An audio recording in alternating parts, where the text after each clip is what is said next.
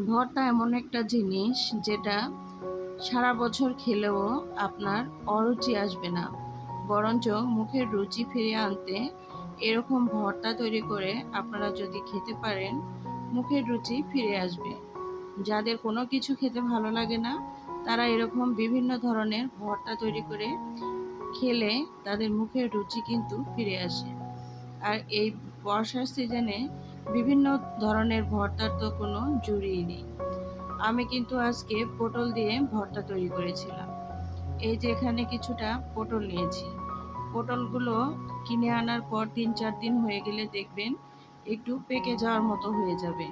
তো সেই পটলগুলো ফেলে না দিয়ে এগুলো দিয়ে যদি ভর্তা তৈরি করে নেওয়া যায়, তাহলে অনেক কিন্তু সাশ্রয় হয় সংসারে। তো এখন আমি পটলগুলোকে কোনো প্রকার ছুলে নেওয়া ছাড়া বা চেঁচে নেওয়া ছাড়াই এভাবে কেটে নেব। দেখতেই পাচ্ছেন আমি কিভাবে কেটে নিচ্ছি। সবগুলো পটল আমি এইভাবে কেটে নিব। পটলের বিভিন্ন ধরনের ভর্তা তৈরি করে খাওয়া যায়। তো আমি আজকে যে পদ্ধতিতে ভর্তা তৈরি করেছি, সেই পদ্ধতিতে আপনারা যদি ভর্তা তৈরি করেন, আপনাদেরও খুবই ভালো লাগবে এই ভর্তাটা। তো ভর্তা লাভার যারা আছেন তাদের জন্য একটা পারফেক্ট ভর্তা।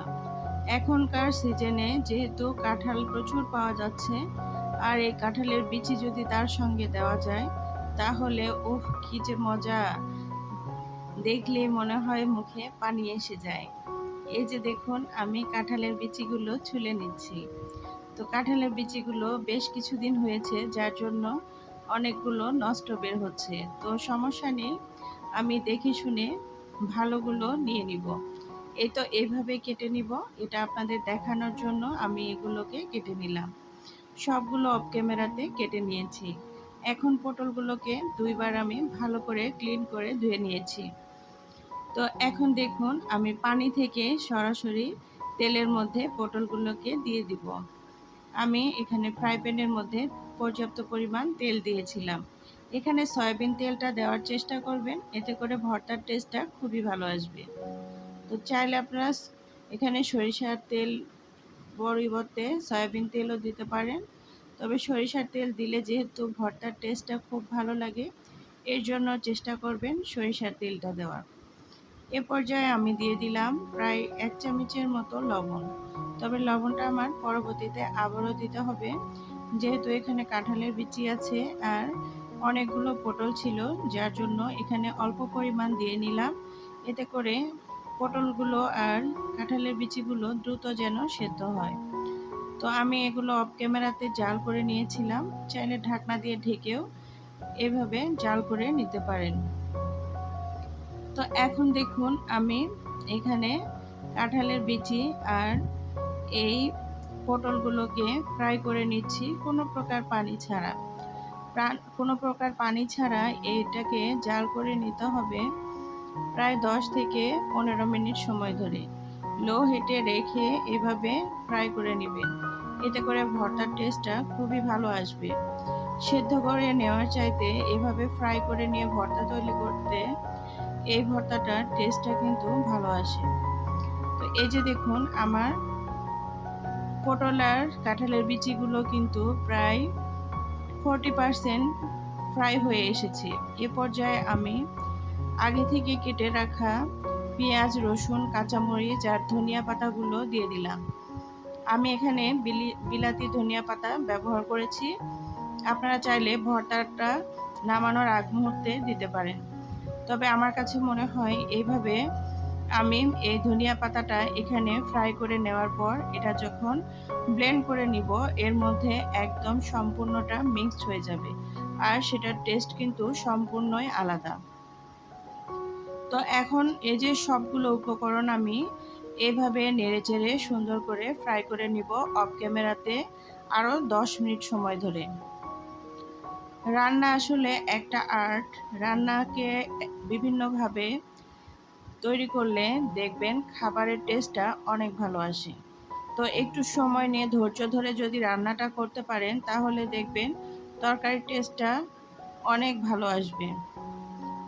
তো আমরা যেহেতু গৃহিণী, আর গৃহিণীদের একটাই কাজ রান্না বান্না করা, এছাড়া সংসার সামলানো। তো সেই ক্ষেত্রে আমরা পরিবারের লোকজনের যদি এভাবে একটু সুন্দর করে রান্না করে আপ্যায়ন করতে পারি, তাহলে কিন্তু পরিবারের লোকজন সবাই খুশি হয়ে যেতে পারে।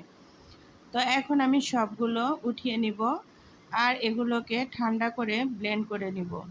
তো এখন এভাবে একটু ছড়িয়ে দিচ্ছি, এতে করে দ্রুত ঠান্ডা হয়ে যাবে। অফ ক্যামেরাতে ব্লেন্ডারে আমি ব্লেন্ড করে নিয়েছি। এখন দেখুন আমি ফ্রাই প্যানটা পরিষ্কার করে রসুন আর শুকনা মরিচ এখানে দিয়ে দিয়েছি। চাইলে আপনারা যারা কালিজিরা পছন্দ করেন এখানে কালিজিরা দিতে পারেন। কালিজিরা দিলে কিন্তু ভর্তার টেস্টটা আরও ভালো লাগবে। তবে কালিজিরাটা বেটে না দিয়ে আস্তটা এখানে দিবেন। তো এখন এগুলোকে আমি সুন্দর করে ফ্রাই করে নিব লাল লাল করে। যখন দেখবেন একটু সুন্দর কালার চলে আসবে, সে পর্যায়ে আগে থেকে আমি ব্লেন্ড করে রাখা যে পটল আর কাঁঠালের বিচি, পেঁয়াজ রসুন সবগুলো উপকরণ এভাবে ব্লেন্ড করে নিয়েছিলাম, সেগুলো এখানে দিয়ে দিলাম। আমি এখানে একদম ফিনিশ করে ব্লেন্ড করিনি, কাঁঠালের বিচিগুলো কিছু কিছু আস্ত আছে, আর এভাবে আমি রেখেছিলাম যেন খাবারের সময় কাঁঠালের বিচিগুলো দাঁতের নিচে পড়ে। আর দাঁতের নিচে যদি কাঁঠালের বিচিগুলো পড়ে, তাহলে যারা কাঁঠালের বিচি প্রেমী তাদের কাছে খুবই ভালো লাগবে। এ পর্যায়ে দিয়ে দিলাম প্রায় 1 চামচেরও একটু কম হলুদ, আর দিয়ে দিলাম 1 চামচের একটু কম, হাফ চামচের মতো লবণ। যেহেতু আগে লবণ দেওয়া ছিল, সেই ক্ষেত্রে এখানে লবণটা বুঝে শুনে দিবেন। অবশ্যই চেক করে দেখবেন লবণটা ঠিক আছে কিনা। যদি মনে হয় লবণের পরিমাণটা কম আছে, সেই ক্ষেত্রে একটু লবণ এখানে অ্যাড করতে পারেন। এখন দেখুন এটাকে নেড়েচেড়ে আমি ফ্রাই করে নিব। এখানে আরও আমি 5 থেকে 7 মিনিটের সময় ধরে ফ্রাই করে নিয়েছিলাম।